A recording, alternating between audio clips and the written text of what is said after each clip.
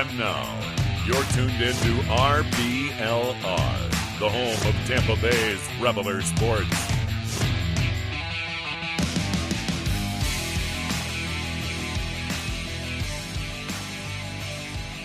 Hello and welcome back to unmute myself. Yeah, there we go. Okay, you want to take it or shall I? This is the magic of live podcasting.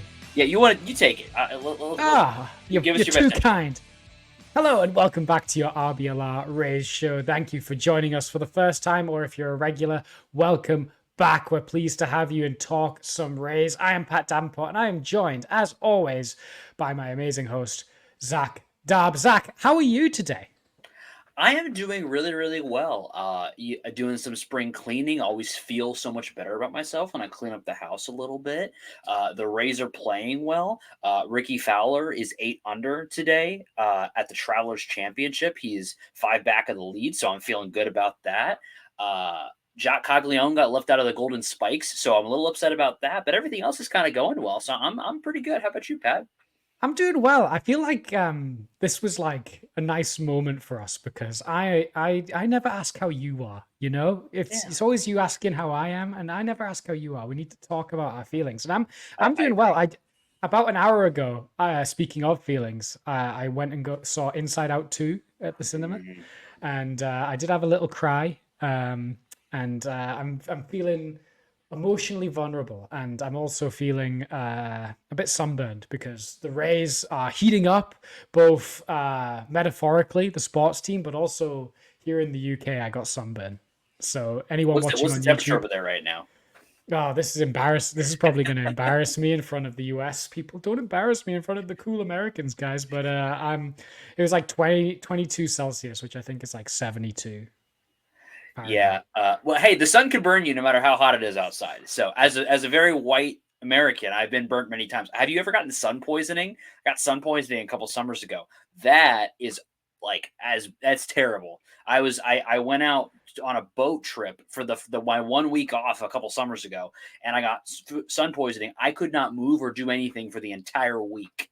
I didn't even know that was a thing. Yes, it is a thing, and it is terrible. So wear your sunscreen. If you don't take anything else away from this podcast, if you're out there, wear sunscreen because skin cancer is real, and so is sun poisoning. So with that PSA out of the way, we're going to talk some Rays baseball. We have a positive week to discuss, which we haven't had in a little while. We've been so up and down, right around 500. This is a week where we are above 500 since we last spoke to you all. So that's good. And they're doing exactly what we talked about. So we're going to talk about that. We're going to talk about what the future, what the next week is going to look like. There's a couple of guys that are knocking on the door in the minor leagues. We've got some potential roster, just a couple of small moves. We're going to discuss what the options could be there. And then we're going to also break down a little bit, go back into the playoff picture. I know it's very early, but we are going to keep talking about that because I think it gives good perspective on how the team is playing. With it's easy to just talk about with the wins and losses, but putting some perspective or with the teams around them, I think will kind of give us an idea of how the Rays are doing. And if you'd like to let us know how we're doing, we'd appreciate it if you'd give us a like, if you like what you're seeing. If you're watching us for the first time, thank you for watching us live. And if you're seeing this live, maybe the reason you saw us live is because you're following. And if you want to know anytime we go live, you're going to want to follow us. You're going to want to subscribe so you get notified whenever we go live. We're going to have a lot of really fun shows this summer, I think. This team is starting to turn it around, I think. Is a little bit of spoiler of my opinion of this last week. And there's going to be a lot of really good shows, so make sure to follow. And if you would do us a huge favor, that would really help us out. Just share us around to someone else who you think might enjoy the show. It would mean a lot to us. So as we look back at the week that was, we closed out the Braves series with a win. How big of a deal do you think was getting the win to end that series? Oh, huge. Because if we got swept, then vibes, first of all, would be in the mud. But also, that's a really good team that was starting to put themselves together and start to gain a little momentum. And we need to prove ourselves that we can beat good teams because that's who we're going to be facing in the playoffs. So coming through, scoring a lot of runs in that game as well, a big deal. And we're going to talk more about us scoring a lot of runs lately. But that was kind of the moment where this offense have started to show signs of life, because until then they were lethargic as a unit, because if you look back, I'm gonna tell you a bunch of run totals of the game, of how many runs we scored in the games prior to that. 2 runs, 3 runs, 2 runs, 3 runs, 2 runs, 2 runs, no runs, 3 runs. Like that's a run of like 10 games where we were scoring 2 runs or no runs or 3 runs. Like, and that's awful. And that's why we were also down on the team. I know I was down on the team last week, and I know fan sentiment is down on the team. But all of a sudden, starting in that Brave series, the offensive started putting together some big numbers on the scoreboard. And this could be what we look back on as a turning point in the season. Yeah, absolutely. It's starting to get the offense moving in the direction we always knew it could be. I mentioned this earlier in the year. I did some digging on the first third of the season and basically found that we have a rough, like sub 100 WRC plus stretch almost every single season as a team. The team does. And we've seen that over the last 5 years. All years we made the playoffs, we had a rough stretch. And I said at the time, this team is going to rebound because we have seen the evidence that they are going to do so. And one of, I think, the key culprits to them not rebounding was not having the team fully assembled and being able to sort of get in sync together as a unit. We're starting to see that now. I mean, we mentioned it last week. This is what we have been looking for all season. The team is together. They are being able to play together. They're being able to feed off of each other, create that lineup protection throughout the lineup, getting performances up and down the lineup. When you look at the game, this is going to be the story throughout the week. But when you look at the Braves game, the key contributors were Brandon Lowe, who you expect, Ben Rortvedt with a grand slam, and then Jose Siri, who has just been Mr. Clutch, providing late firepower.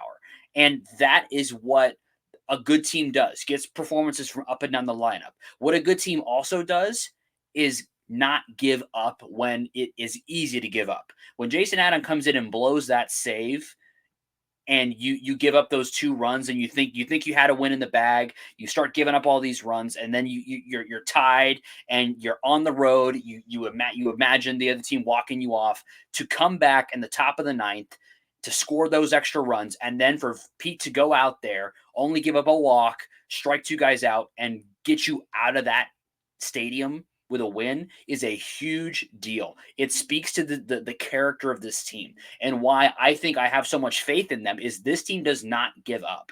We saw it. We're going to talk about it in the Twins series. This is a team that does not give up no matter what, and they're going to fight all the way through the game. They're going to win a lot of close ball games because they are willing to fight and fight and fight for every single win, and that's going to pay dividends down the line. Yeah, absolutely. And I think this is a perfect segue into that Twins series, where we did lose that first game in kind of heartbreaking fashion. We got walked off upon, and we dropped that game 7-6. And you always hate it when the offense was, still kind of considered floundering a little bit. For them to score 6 runs and still take the L was a bit tough, especially in walk-off fashion like that. You felt like if we could get the game to extra innings, maybe you had a chance there, because that's essentially a toss of the coin. But we couldn't quite close it down.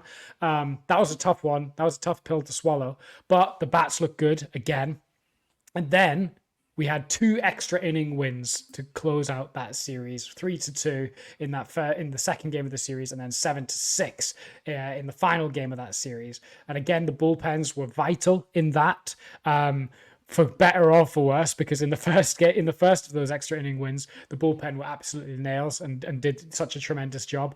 And then we all got terrified blowing a 4-run lead in the 9th. To send it to extras. Vibes were not good going into that 10th inning, but then we somehow, again, mentality monster, pulled it out. How are you feeling about taking 2 out of 3 in 3 one-run games against the Twins? I feel fantastic. This is a team that is ahead of us in the playoff standings. They are one of the hottest teams in baseball coming into this series. We went into their building and could have swept them very easily. Got out with a series win. And that is what playoff teams do. This is what we would expect this team to do. This is maybe the first stretch of baseball where I can say This is the way that I expect them to play. Are they going to win every single game? No. They're going to lose tough games on the road. It's going to happen. But they're going to be competitive in every single baseball game they play. They're going to have a chance to win. They're going to have leads. This is what I expect from this team, and they did exactly that. And then you look at the last game of the series, you see, some guys I'm going to talk about it again. Johnny DeLuca, a guy that has really been struggling at the plate, gets the critical knock in the 10th inning to score a run. And then when you go into the bottom half of that inning, you get an amazing play from your top defensive center fielder, who the only one who was not impressed by his performance was him. That is the kind of stuff you need to start playing winning baseball. Guys who have been having rough stretches, making good contributions, even if they're still not playing that well, still making good contributions. And then your stars, which we talked about this in the group chat. I think if you were to rank the top 10 Rays performances of this season, not only is Jose Siri on that list, we were kind of going back and forth. He is a lot closer to the top of that list than I think some Rays fans may have thought he'd be going into this season. And even as recently as a month or two ago, he has played so well over the last several weeks. Defensively, offensively, on the base paths. He's been the complete package. That throw from deep left field all the way, right field to third to get a very fast runner, by the way, out on a absolutely perfect throw to get Royce Lewis, who's one of the stars of this Twins team, out in a critical moment where you needed to prevent them from getting any more runs to stop this game in its tracks. That's your stars are performing, and you're getting performances from guys who have not been doing it all season long and are now starting to perform. We're also seeing good performances from guys like Colin Poche, who I think his absence from the team was a little understated. He had a really great outing yesterday, and he was good in this series. Well, he was good all week. Him coming back to the fold and being able to perform at injecting his performance into this team has provided a lot of value as well. So I'm ecstatic about the performance. Would I have loved to get the sweep on the road? Yes, but I'm very happy with getting a series win over a team above us in the standings. Having that tiebreaker could easily be a big part of our playoff chase going down the stretch. Yeah, agree with everything you said there. These were all one-run games, which is all, living on a knife edge. Because of the mentality, because of the hustle, because of the high execution of their performance as a team, they managed to pull out those wins. That was a mentality series. Yes. That was a mentality series, and the team has proven that they have mentality, and they are never out of a game, like you said. And the fact that we could have swept them just as easily. We were very close to a sweep. But if the team were low on their own confidence and kind of were like, well, we're a few games under 500, we can feel the playoffs kind of start to slip away, they don't win those games. If they lack self-belief in what they can do for 1 second, they do not win those games. We get swept. And if we got swept in that series, I wouldn't declare the season over, but I would have been pretty darn close. Because then I'd say, right, if we got swept by our closest playoff competition, then I don't see how we claw back from there. But we did it, and that means the team is right back where it needs to be. And I'm just as ecstatic as you are, because I think this will be the turning point. That Braves win, and then that series right there will be the turning point for the season. We're so back. And on that point on Jose Siri, you're absolutely right too. He is fourth on the team in position player WAR, according to Fangraphs WAR. And a lot of that is from his defense, but also offensively, he's been a bit below what you maybe want from him, especially in terms of going through really long slumps, particularly in May. But what he brings to this team is so vital in terms of the defense, in terms of the energy that he brings, the vibes that he brings, which can't be understated. Even smart baseball statisticians know that vibes are just as important. Vibes and confidence are just as important as, launch angle and as exit velocity. Confidence and vibes are so important, and Jose Siri is a vital component of those vibes. I mean, we're going to talk about this when we talk about the Pirates game in a minute, but him robbing that home run and then doing a little pirouette, X vibe, skyrockets. And you can't speak highly enough of that. And yeah, I'm just thrilled with how that Twins series went, because it could have went in a bunch of different directions. But now I'm feeling ecstatic, absolutely ecstatic. And on your point on Poche as well, Garrett Clevenger's really the only lefty in the pen that we can kind of go to, and he's volatile. When he's on it, nails, but he's gone through streaks where he's either been completely locked down or completely all over the place. And Poche is far more controlled than that. You know what you're going to get out of Colin Poche.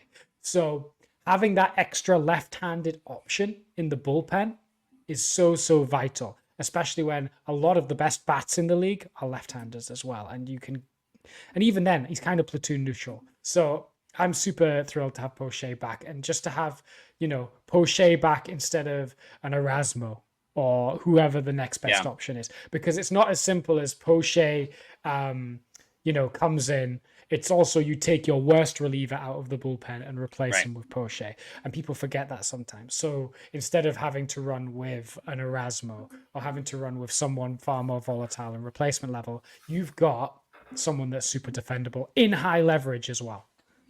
Yeah, and I think going into, if you look up and down the bullpen, I think you're getting a lot better performances all up and down, but having another guy like that to inject is definitely valuable.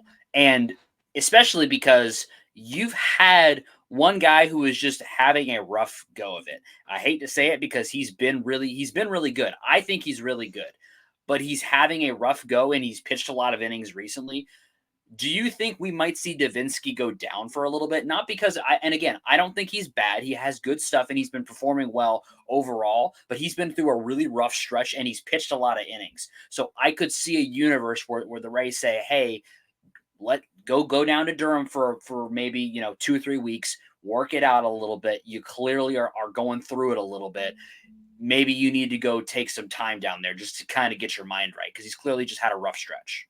Yeah, I mean, in theory, I would say yes. I would absolutely say yes. But to my knowledge, I don't think he has any options. And I may have been speaking out of turn about that. Let me check. I thought he had options, but he may not. Let me check. I remember. I'm going to just double check that. Does he have options? I don't know. No, he does not have options. So if we were going to send him down, it would be a DFA. We'd have to lose him. So I guess the question is, you had to use your bullpen a lot, and we're skipping ahead a little bit to the beginning of the Pittsburgh series, but it's just coming to mind because we used the bullpen a good bit this week. Do you think the team needs to make some kind of and it's tough because if you don't send Davinsky down, Kevin Kelly's been fantastic. So I don't really want to send Kevin Kelly down. You can't send Kevin Kelly down. He's been amazing. So it's tough because there's not a whole lot of other guys in the bullpen that have options. And I don't know that I'd really while Davinsky has had a rough stretch over the last, maybe 2 weeks, I don't think he is as bad as he has pitched. Maybe you disagree with me, but I don't think he's as bad as he's pitched recently. So the case with Davinsky is that he does generate a lot of swing and miss. His whiff percentage is 28.7, which is high. It's quite a long way above league average. And the Rays clearly value something in him because this past offseason, pretty much the first thing they did was make sure that they signed him to a major league deal straight away. Yeah. It wasn't a minor league deal, and they used him a lot in the back end of last season. So they clearly valued him. And I remember even hearing rumblings that they may even try and stretch him out as a starter or experiment with that, or at least a multi-inning guy. Yeah. So they like something about Chris Davinsky, but like you said, it has not worked. He is not a stuff guy at all.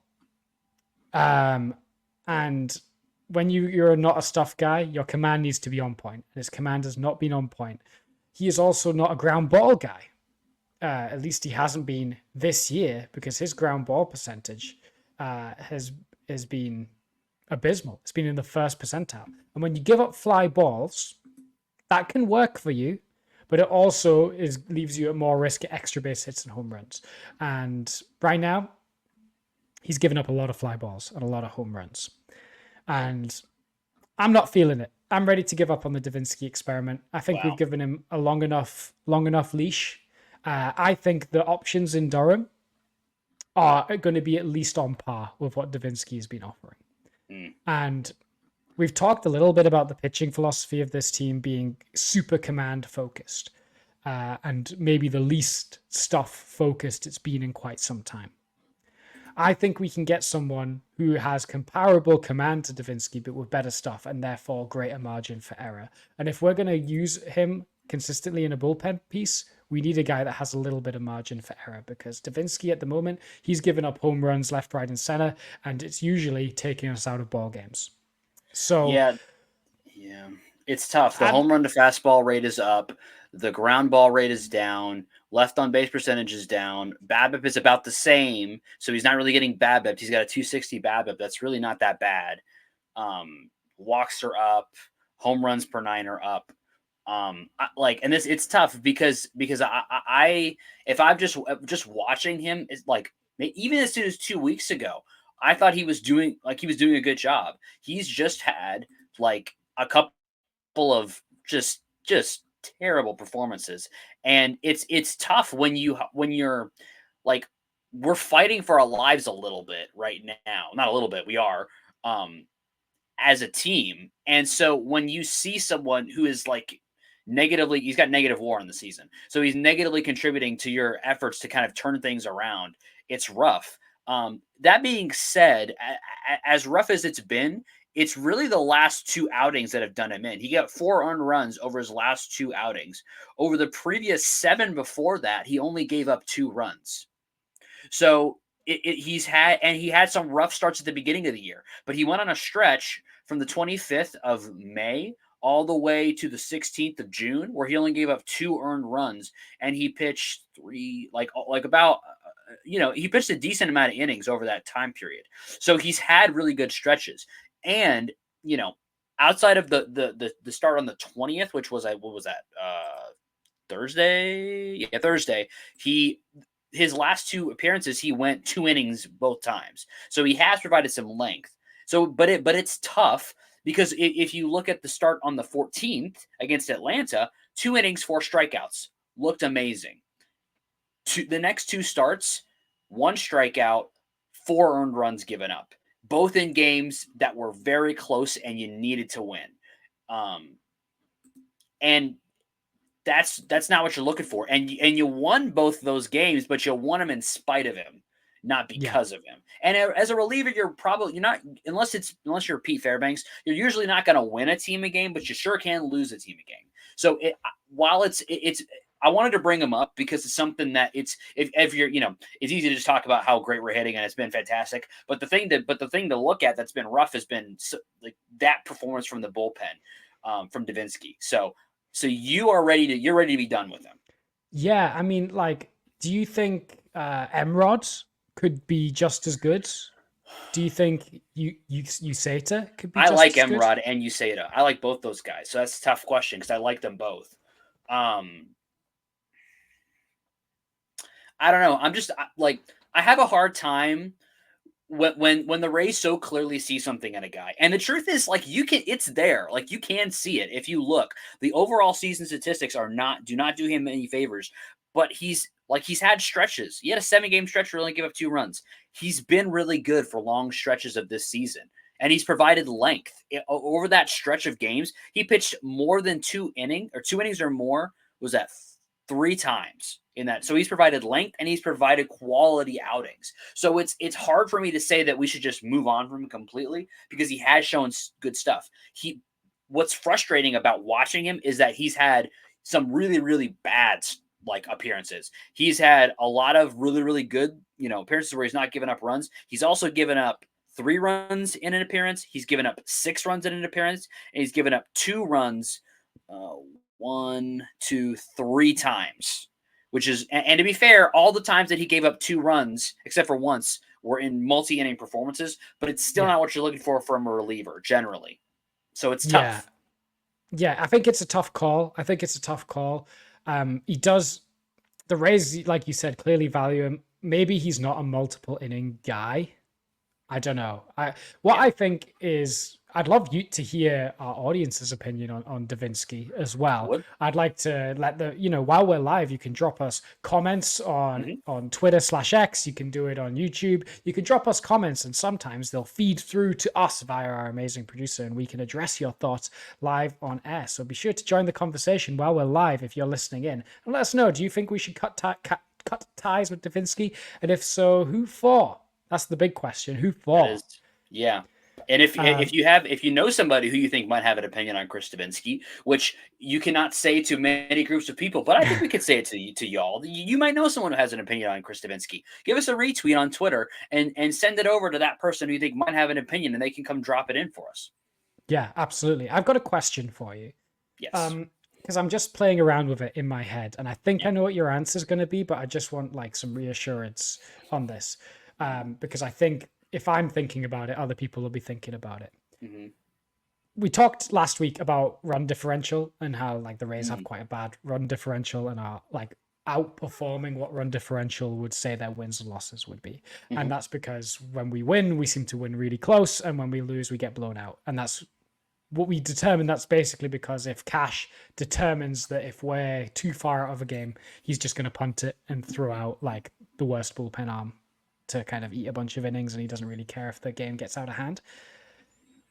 I'm at odds now because we just talked about how good this team is at coming back from things, and how like if they're within striking distance, they're really good at putting at bats together late in games to overcome deficits, and are really good against bullpens in particular this year. Should we punt less? Should Kevin Cash be like going, hold on, we need to decide that we're in games more often and punt less and throw Davinsky out for 3 innings less, or throw Erasmo out there less, or whatever? Do you think that's been a problem with the Rays' approach so far this year? So let me put it this way. I don't think that we have lost many games that we would have won if we performed differently. If Kevin Cash made different decisions, I don't think there's a whole lot of games. There's maybe 1 or 2 that I could think of where there's one, I think it was last week, and I don't remember which one it was, but there was a game where we put a reliever out there that was not performing well at the time, and he had a rough outing and gave up runs, and we ended up scoring runs, so at least it would have made it either competitive or tied the game, but we had already given up the runs and ended up losing. Or I remember being frustrated in that scenario. However, I don't think you can understate the value of not using your high leverage bullpen arms early in the season and not getting yourself in situations where guys like Adam or Pete, Poche, Kelly, guys like that are burnt at the end of the year. I think where it gets tricky is because I have an angel and a devil on this opinion. The angel is that I understand why Kevin Cash does the things that he does, and I totally, I'm on board with that philosophically. The devil is if you were in our group chat, you would see it very frequently during games where I get very frustrated because I hate losing a lot. I hate watching my team lose. It's very frustrating to me. I'm very emotionally invested in this team. So while philosophically, I agree with what Kevin Cash does, I don't personally enjoy it. There's been several times that I have argued against what he's done. And I think that's why I'm not running a baseball team, because I would not be good at it because I'm too emotional. But I can't pretend that I haven't felt that way throughout the year. So while I have felt that way, I don't think they should change the way they're doing things. Because again, and we're going to talk about this as we discuss a little bit of where we are in the playoff race, as frustrated as we have been, as many games as we could say we've punted on, we're only 4 games out of a playoff spot in June, and we're moving in the right direction from a win-loss perspective. So I really can't argue with it too much, because when you look at everything that the team has been through, the injuries, the guys just not available, the guys having subpar offensive performances, it doesn't really make sense to me. Like, as I'm sitting here right now, not in the 8th inning of a game that we could win, if you talk to me in, around 5:36-ish here Eastern time, when we're in the 8th inning and we're down 1 run and we send Davinsky out there or something, and I probably not Davinsky because he's burnt, but we send someone out there who I'm not as happy about to go and instead of Adam or whatever, and we end up losing by 1 run, or we score a run, but they scored a run like that, you might get a different Zach in that moment who has a different opinion. Yeah. But philosophically, I agree with the way that he's running the team, because you have to think about more than just this one series. And by the way, I would actually argue that we have seen Cash be aggressive in moments. I would argue that the first game of the Pittsburgh series, he had I would say a quick-ish hook on Pepio and said, let's burn the bullpen because we can and should win this game. And the offense ended up supporting him, so it looks good. But like he made that move while the game was, I would say, still in doubt. And he was aggressive with the bullpen, went right in there and said, let's go, let's win this game.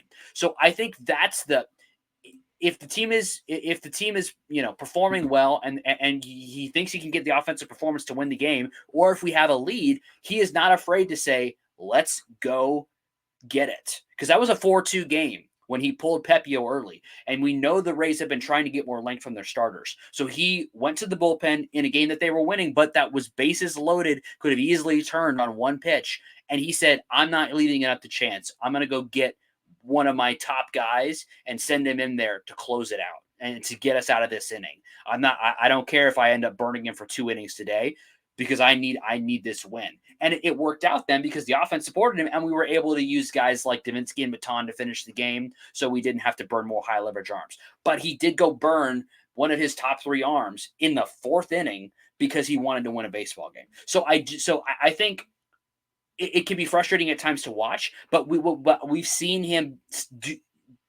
we have seen him say, I'm going to go get this game. We're not going to let this game get off the rails. Yeah. And I think it's a hard balance, because we've seen this team get to the playoffs burned out. We've seen what this bullpen looks like. I think the 2020 season is a great example. Nick Anderson completely burned out because we used him so much in the late stages of the 2020 season and pretty much every game of the playoffs. He got burned out, and he was super ineffective by the time the World Series came around, and we didn't want to bring him in. And you've got to keep your guys fresh for if we make the playoffs, but it is I also understand the balance of you've got to make the playoffs too. You've got to win enough games to get to the playoffs, and currently we're not there. So it's that hard balance to strike, and I don't envy that job at all. And I think they'll always make the move that feels right in the moment, and like that the odds will back them. But yeah, I think it can make for a tough watch as well. Shall we talk about this Pittsburgh game to cheer ourselves up? We shall talk about it, because it was an offensive explosion, and it was very entertaining to watch, just all across the board. Because you had probably the one negative so far was that Pepio had a tough time. He walked 4 guys, uncharacteristic for him, was a rough start. Before we get into the good stuff, are you concerned about Pepio at all? He's had kind of 2 meh starts. Are you concerned about him at all? No. Next question. No, he's young. He's still volatile. He's still working some stuff out. He's still very young into his major league career. It took Blake Snell like 3 years to turn into a Cy Young guy. And he looked awful in his first stint in the big leagues. And the same could be said. David Price wasn't the best he ever was in 2009 in his first full year. It was 2010 where he started to turn it around. Tyler Glasnow when he first joined the Rays was inconsistent. Shane McClanahan when he first joined the Rays was inconsistent, and then in 22, 23 is when he really started to put it together. It takes time as a pitcher to kind of fully work yourself out, and this is kind of his first extended run in the big leagues as a pitcher. Yeah.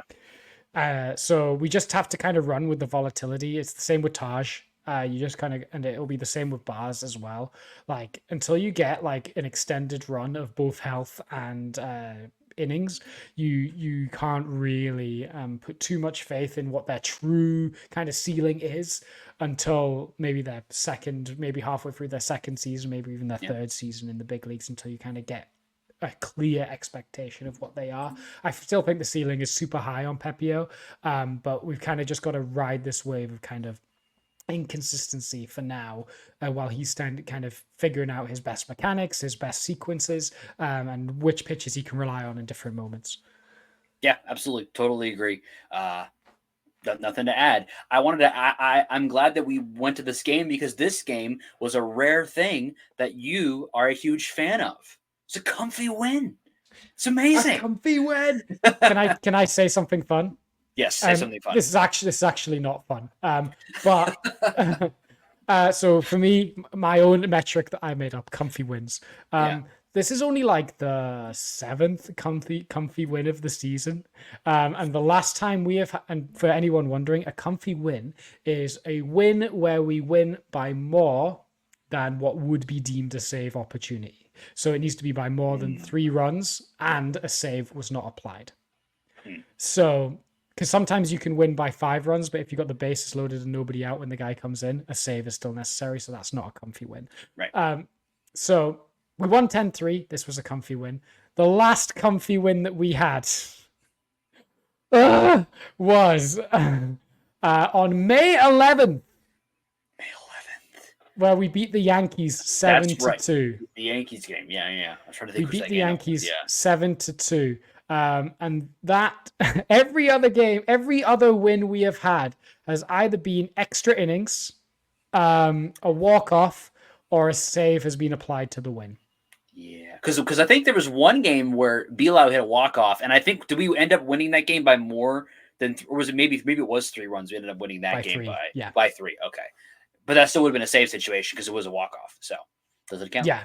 So this is the first time in over a month that we have had a comfy win. And we've not had many of them. The May 11th game against the Yankees was our 20th win of the year, and this is now our 37th. So we've had a lot of games since then. But yeah, a comfy win. We love to see it, folks. And that's, we don't have enough of those. And hopefully we're going to see a few more of those going forward. That's for sure. I think our heart rates could definitely do with a few of them because every game we win has been close. But even then, it only turned into a comfy win probably after the Lowe home run in the 6th. Yeah. It was kind of nervy through the first 5 and a bit. Yeah, I think once we got, because I mean, bases were loaded. The go ahead run was on first, and the whatever that we would call the second go ahead run was at the plate in the bottom of the 4th, and we got out of that from the man we discussed a couple times today. Colin Poche came in and got us out. I mean, with about as perfect of a solution to that situation. A nice, easy double play to Isaac Paredes, to Brandon Lowe, Yandy Diaz. We're out of that inning. The Pittsburgh's win probability, which I don't give a whole lot of stock to, but I think it's funny in certain moments, went down 20% after that play. Tough one. Absolute nails from Poche to come in first pitch and get us out of that. And then he gave us another inning after that as well to really kind of settle it down. And then for us to go to Maton and him to give us 2 innings. He's had kind of a up and down season, but he's had some really nice starts recently, or not starts. He's had nice performances recently. And then Davinsky, as much as we've just kind of talked about whether he should be on the team or not, 2 innings, 1 run given up. So you did end up using the bullpen a good bit, but you actually didn't use Adam or Pete yesterday, or Clevenger. Yeah. So that's a win, especially when you consider your starter was out of the game in the 4th. If you had told me, hey, Pepio's not going to make it through 3, I would have told you, we burned everybody. But no, we didn't. We got good performances from Poche, Maton, and Davinsky to kind of carry us through the end of that game without having to use our high leverage guys, which also was because the offense came to play. Josh Lowe, 2 bombs. I guess Ben Rortvedt has decided he's a power bat now and has hit his second home run in as many weeks. So I guess Ben Rortvedt power bat now. What a time to be alive. Really fun performance, really fun game yesterday. Yeah, everything you said and more. And like you said, having the kind of wiggle room to throw Davinsky out there for 2 innings and to have Maton go 2 innings can only be afforded by our offense breaking out. And if our offense break out more often, then it doesn't matter if we can throw out those kind of arms we have less faith in more often. So more of that, please. But the bats have been excellent. Like I said, since we last talked, 8 runs, 6 runs, 3 runs, 7 runs, 10 runs. So the offense is clicking, and I think we'll talk a bit more about that after our break. But hopefully the offense can continue this run of form, even though we've got a string of really nasty starting pitchers coming up over the next week or so. if you're looking at your wardrobe and you're looking at your week ahead as well, and you say, I have got to have some great performances over these next couple of days, and you're looking at what you got in your wardrobe right now, and you're saying, I don't know if I've got what it takes to put out those stylistic performances over these next couple of days, and you're wondering, what do I do? How do I get the good performance?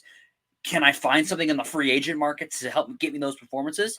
The answer is yes, my friend. You can go to shop.rblrsports.com where you can get 10% off anything there with promo code FLAPPY, FLAPPY. And it's not just the Rays, it's the Rowdies, it's the Bucks, it's the Lightning. If you want to buy some celebratory Lightning gear because the Florida Panthers are having a rough go of it in the Stanley Cup Finals, you can. If you want to buy some Rowdies gear because they've had some excellent wins lately, you can. If you really like the Bucks draft and you want to buy a Bucks shirt, you can. Shop.rblrsports.com. Upgrade your stylistic performance so you get those good performances in those moments where you need it the most. 10% off everything there with promo code FLAPPY, FLAPPY. Shop.rblrsports.com. Talk about some comfy wins. I feel like every item that you could buy there is a comfy win. Literally, because I've got a couple of those t-shirts and they fit so well, and I always feel like I'm winning at life while feeling comfortable too. So it's a good time. Yeah, the Rays made a decision to feel a little more comfortable in their shirts this weekend. As much as you would have loved to see them in the City Connects all weekend, which is the original plan, apparently it was so hot that they were like, no, we cannot wear the black jerseys all weekend. Apparently it was 96 degrees at first pitch yesterday, which is brutal to wear black in. Still got the win, so I guess it didn't matter. But they were like, yeah, no, we're not going to do that over the rest of this series. I just did the Fahrenheit to Celsius conversion on that, and that made my eyes water. My British pasty skin would last about 10 seconds in that temperature. Yeah, truly brutal stuff. But if we'd like to talk about some things that were not brutal, I've got an easy solution for you. That's the RBLR and the RBLR of the week. Oh yeah, we've got some good performances, particularly from the offense. We're in agreement, in fact, on our bat and arm of the week. I think we had a tough choice, but came to the same solution on bat of the week. So I'll let you take that away, Zach. Give us our bat of the week. This was a tough one. When you look over this last week, you have 7 guys with a WRC plus over 140, which is not something we've been able to say recently. Isak, Yandy, Bilal, Siri were all excellent. And even in a tier above that, Benny Biceps with a 255 WRC plus, Josh Lowe with a 252 WRC plus. So then you may ask yourself, those are all amazing numbers. Who could possibly be better than that? And I think you probably know the answer if you've been watching Rays baseball. It's Randy Arozarena. It is the guy that we have been waiting to turn things around. He is the heart and soul of this team. It's him and Jose Siri, the heart and soul of this team. When he is playing the way he's been playing recently, this team goes a different speed. 3 stolen bases, 5 RBI, 1 home run, a 274 WRC plus, 0.5 F4 over this last week. He is, by the way, leading the team in WRC plus for the month of June. He is leading the team in F4 for the month of June. He is turning things around. He is the guy that we look to when we say we need big performances and big moments. Randy has been providing that all throughout his career with the Rays, and he's turning things around like we said he would, getting back to what we expect from him. Randy's the bat of the week. Yeah.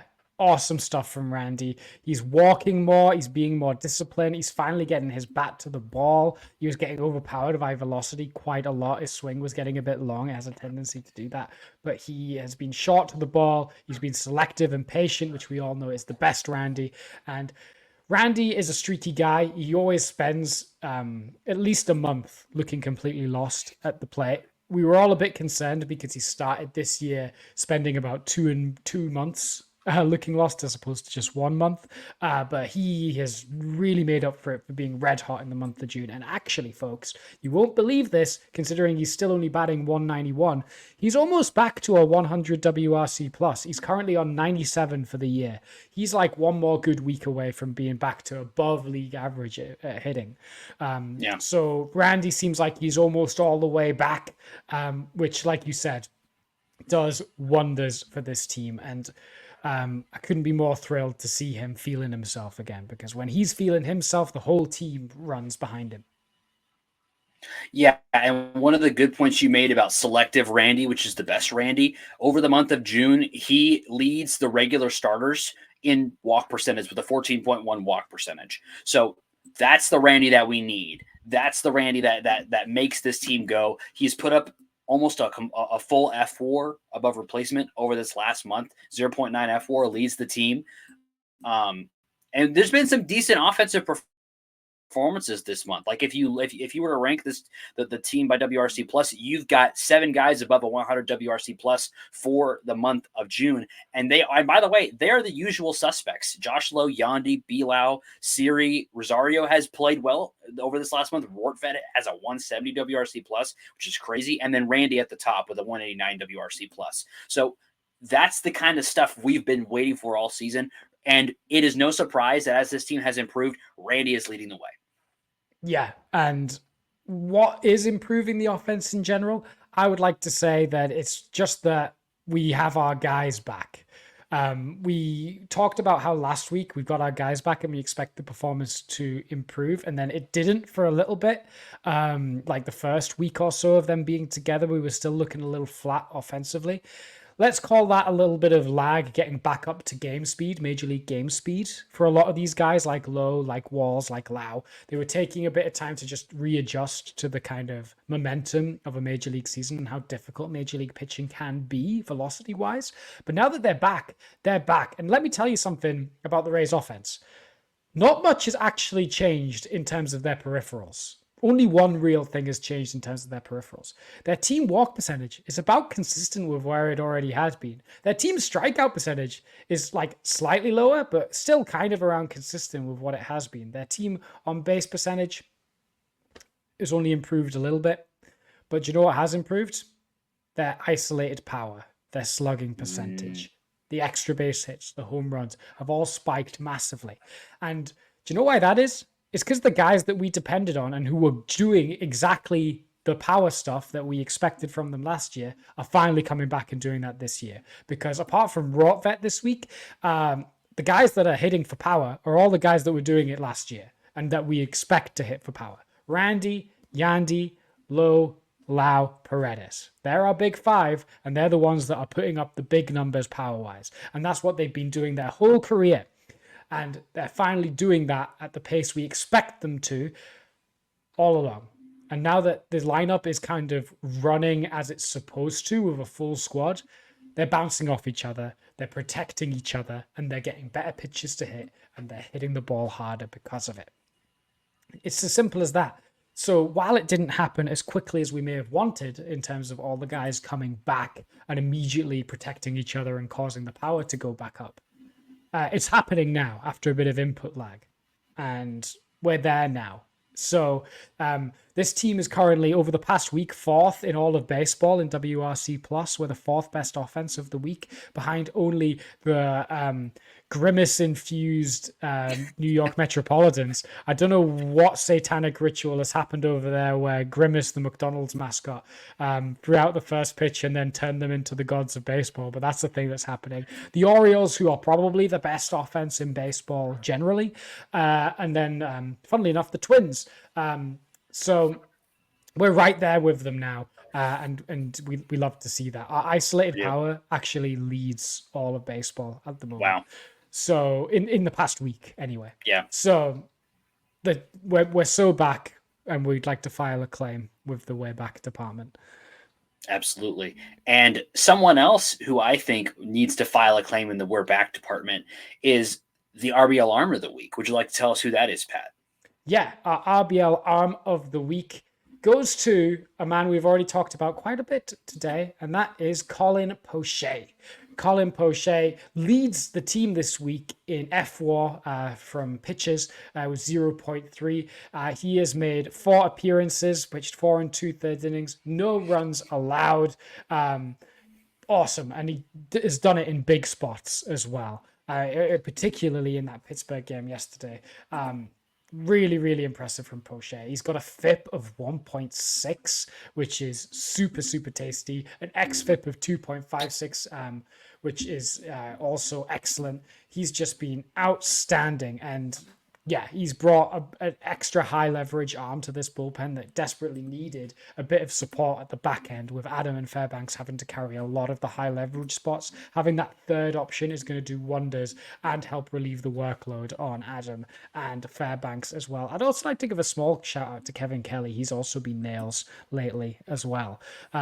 Think he's been really good. He's actually leading the team in FIP and XFIP, but he's only pitched 2 1/3 innings, so I don't know how much of a sample that is over a week. But also very good. Taj also had a decent start as well earlier in the week as well, who I thought about. But Poche, the value he's provided has been outstanding. Yeah, and I mean, you cannot come into a more high leverage situation than bases loaded. You just pulled your starter. There's 1 out. You are in a 2-run game. You need to find a way to get out of this game, this situation, as quickly as possible if you want to still like win this game. And the offense has ended up playing really, really well, but you didn't know that at the time that Poche came into the game. You had no idea that they were going to get those good performances. And the guy who was up to bat, by the way, is Andrew McCutchen. He, a former MVP winner, not a nobody whatsoever, and he got the double play ball, took the threat completely away. Absolutely outstanding performance from him. Since he has returned from the IL, the only pitcher with more F-WAR than him is the other guy we talked about who was up for Arm of the Week this week, which is Kevin Kelly, who's also been fantastic. They're both leading the team over all of the starters since Poche has returned on the 8th. They're leading the entire team in F-WAR. So really, really good performances from both of them. We're giving it to Poche because of that really high leverage moment where he came in and did what needed to be done to get out of that spot and allow us to then cruise to the win. But I mean, really, really awesome week from both of those guys. Poche is the Arm of the Week, and Kevin Cal, you are the he's the elbow of the week or something. I don't know. He's like a part of the arm. He was really, really good as well. Yeah, absolutely. I kind of want to make a meme, or maybe our producer could make a meme where, the astronaut, where it's like, oh my God, Colin Poche was the best left-handed pitcher on the Rays, and then the other one's like, always has been. I feel like we need to do that. Who are your bat and arm of the week? You should let us know in the comments, or tweet us at Depressed Rays or Real Zach Dab or RBLR Rays or whoever you want to tweet it at. But you should tweet it at us and let us know who your arm and bat of the week are. Zach, we need to talk about the playoffs because they're still 3 months away. But we gotta have a look at this playoff picture because it's still a bit muddled, but we've made some progress. We've moved up a game and a half since the last pod in the wildcard standings. We're now 4 games back of the Twins of the 3rd wildcard spot. We're currently 2nd closest behind only the Red Sox. How are you feeling about our playoff odds, considering Fangraphs give us about a 20% chance of making the playoffs as of today? Much better than 20%, first of all. When you look at the teams in front of us now, it's just Boston, and then Minnesota and Kansas City are ahead of us in the wild card standings, and then Baltimore above them. I said it last week. This 9-game stretch that we were entering, this Twins, Pirates, and Mariners series, was going to be critical to us moving back into playoff contention. And they have done exactly what they needed to do. They got the win to end the Braves series, won the Twins series, have won the first game against the Pirates.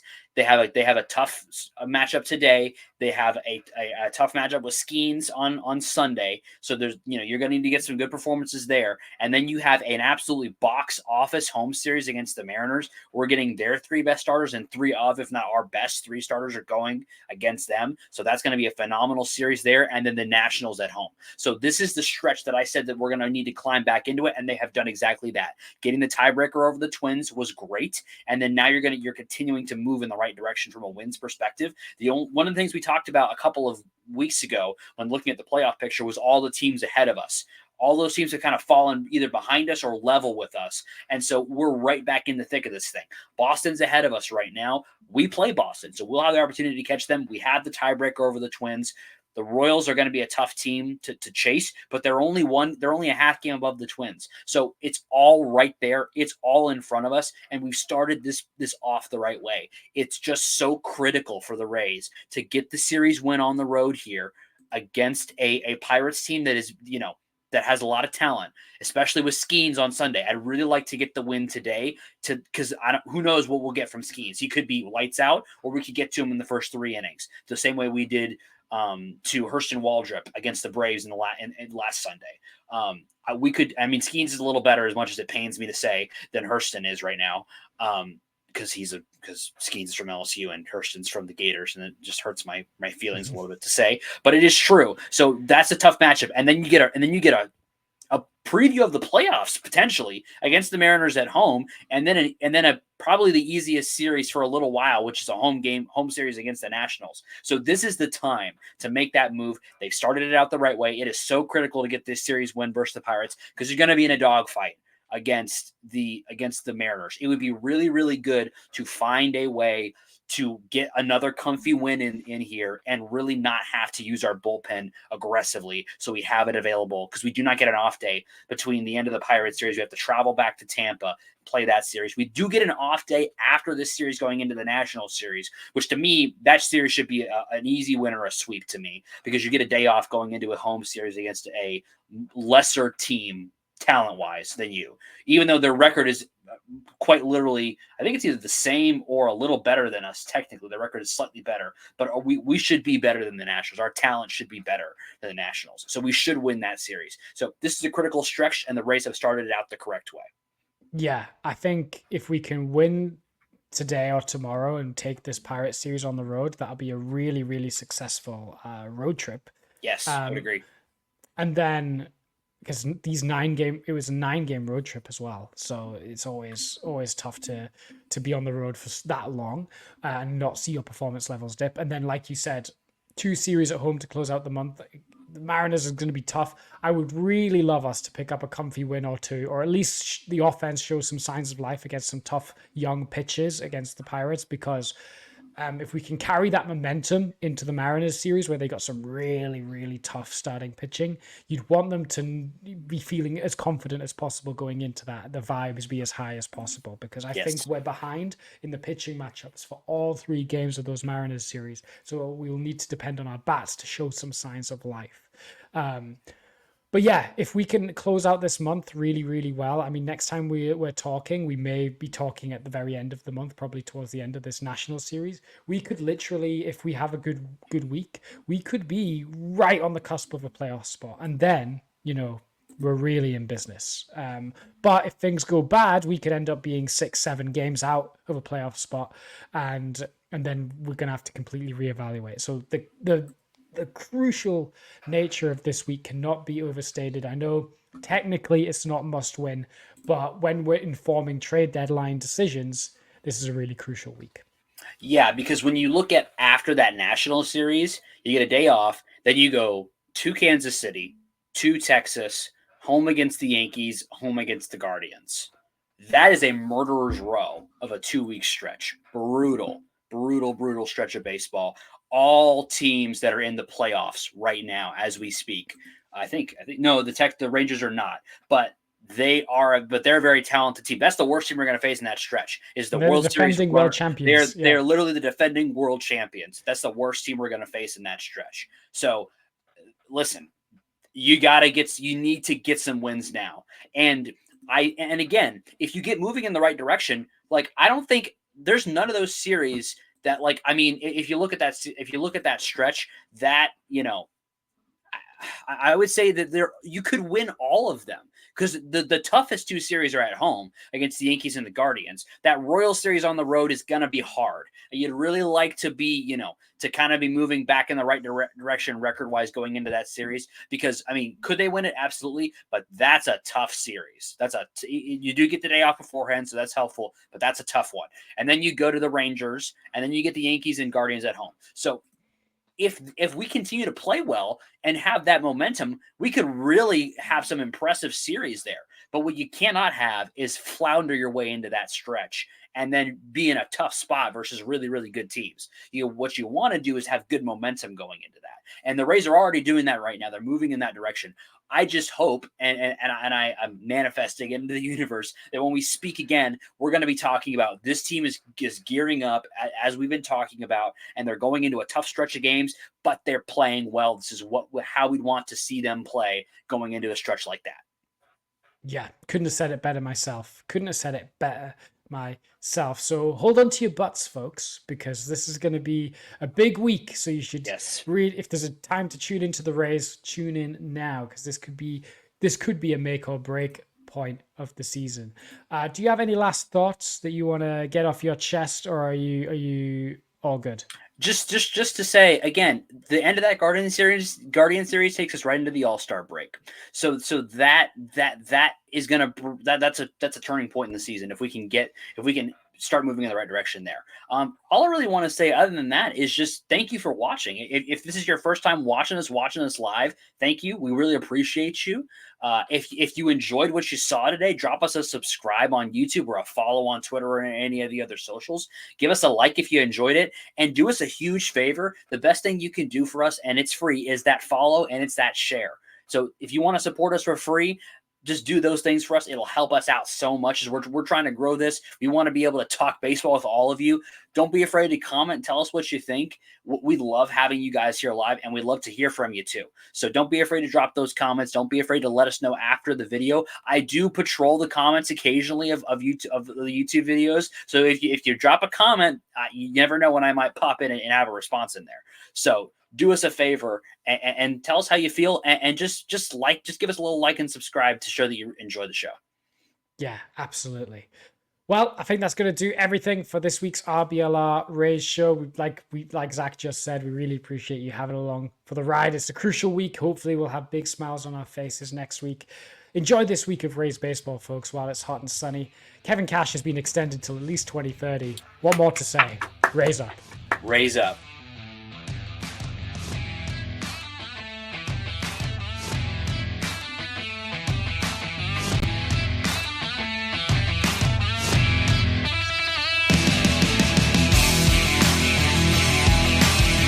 Thank you for tuning into this presentation by RBLR Sports. On your way out of the stadium, please remember to like and subscribe.